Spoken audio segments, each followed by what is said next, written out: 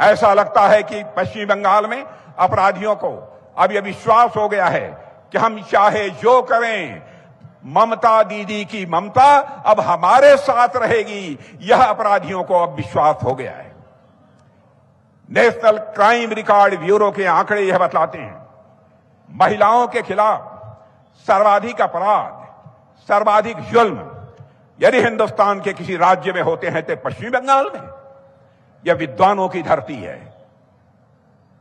जिन लोगों ने अपना खून बहाया है भारत को आजादी दिलाने में, भारत माता के पैरों में पड़ी हुई गुलामी की बेड़ियों को काटने में, यह ऐसे लोगों की धरती है और वहां पर ऐसे हालात पैदा हुए हैं।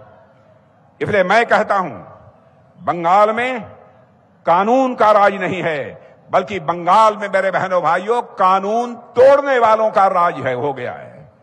और मैं आपको यकीन दिलाता हूं, जिस दिन बंगाल में भाजपा की सरकार आ जाएगी, 1 महीने के अंदर कानून तोड़ने वाले या तो जेल में होंगे या भगवान जाने कहां होंगे।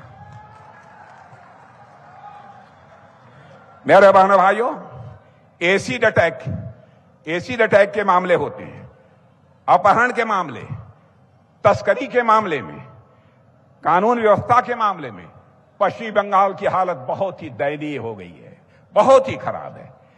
आज मैं यहां पर संदेश खाली की घटना की भी चर्चा करना चाहता हूं। मैं भारतीय जनता पार्टी का राष्ट्रीय अध्यक्ष था। उस समय जब संदेश खाली की घटना हुई थी, उस समय मैं आया था। कितनी शर्मनाक घटना हुई थी। संदेश खाली की घटना के कारण पूरे देशवासियों का मस्तक सर्व से झुक गया था।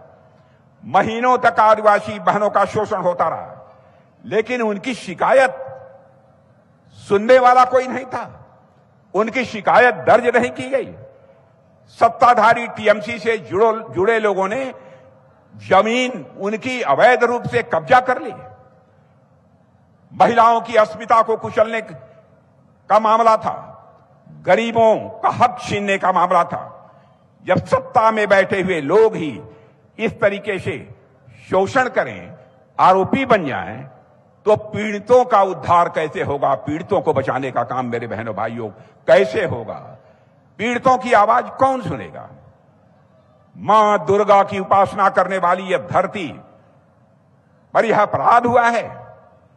एक महिला मुख्यमंत्री के रहते हुए इस प्रकार के अपराध हमारी माताओं बहनों के साथ होते हैं। कैसे पश्चिम बंगाल की जनता इसे बर्दाश्त करेगी?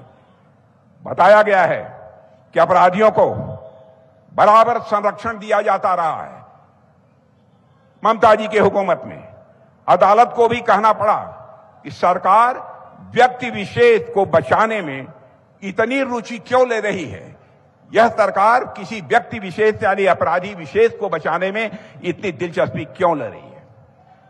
और जब बहनों भाइयों हमारे मीडिया के मित्रों ने उस घटना को समाचार पत्रों में हाईलाइट किया, तब जाकर आरोपी को पकड़ा गया था। इसके लिए मैं अपने मीडिया के मित्रों को भी धन्यवाद देना चाहता हूं।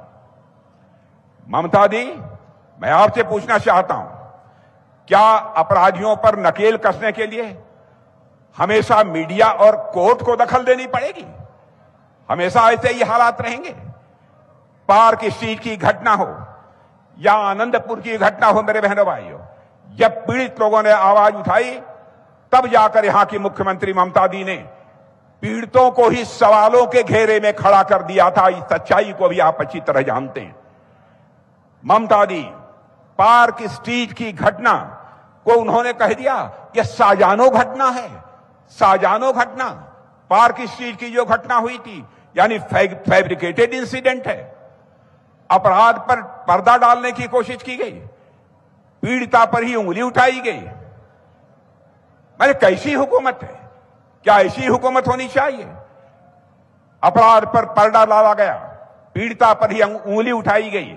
इतना ही नहीं, जबकि पहले घटना से इनकार करने वालों पर पीड़िता को बदनाम करना और फिर पूरी घटना पर लीपापोती करना, यही सरकार का काम रह गया था। आपको कामदुनी की घटना भी यहां याद दिलाना चाहता हूं, जिसने इंसानियत को झकझोर दिया, जिसने इंसानियत को शर्मसार किया है। एक होनहार बेटी की अस्मिता को रौंदा गया और निर्ममता से उसकी हत्या कर दी गई। ममता दी इन सब सारे सवालों का जवाब इस पश्चिम बंगाल की जनता चाहती है और इस बार उसकी सजा लोकतांत्रिक तरीके से पश्चिम बंगाल की जनता ममता दी आपको देगी।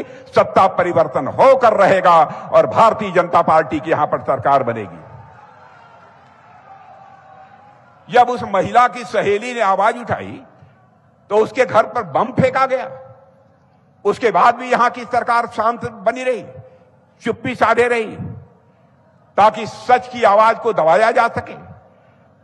साथियों, बंगाल की महिलाएं बहनें अपने को सुरक्षित महसूस नहीं करती हैं। सुरक्षा के नाम पर देखा जाए तो सब जीरो है। लगता है गुरुदेव के सपनों का वह बंगाल नहीं रह गया। मैं यकीन दिलाना चाहता हूं पश्चिम बंगाल के लोगों को, बहनों भाइयों, गुरुदेव का सपना जैसा बंगाल का था वह गुरुदेव का सपना यदि कोई पार्टी पूरा करेगी तो वह भारतीय जनता पार्टी ही पूरा करेगी। नेताजी का सपना, बंकिम बाबू का सपना, गुरुदेव रविन्द्रनाथ टैगोर का सपना यदि कोई पूरा करेगा तो भारतीय जनता पार्टी पूरा करेगी। मेरे बहनों भाइयों, हमारी लड़ाई किसी व्यक्ति विशेष के खिलाफ नहीं है। व्यक्ति के खिलाफ हमारी लड़ाई नहीं है। हमारी लड़ाई है भ्रष्टाचार के खिलाफ है। हमारी लड़ाई है अपराधियों को संरक्षण देने वालों के खिलाफ है। मैं आपसे जानना चाहता हूं, क्या आपको परिवर्तन चाहिए कि नहीं चाहिए? मैं आपसे पूछना चाहता हूं, परिवर्तन चाहिए कि नहीं चाहिए? परिवर्तन चाहिए तो मैं आप सबसे निवेदन करना चाहता हूं, परिवर्तन चाहिए मेरे बहनों भाइयों, तो भाजपा को लाइए और कमल का फूल खिलाइए।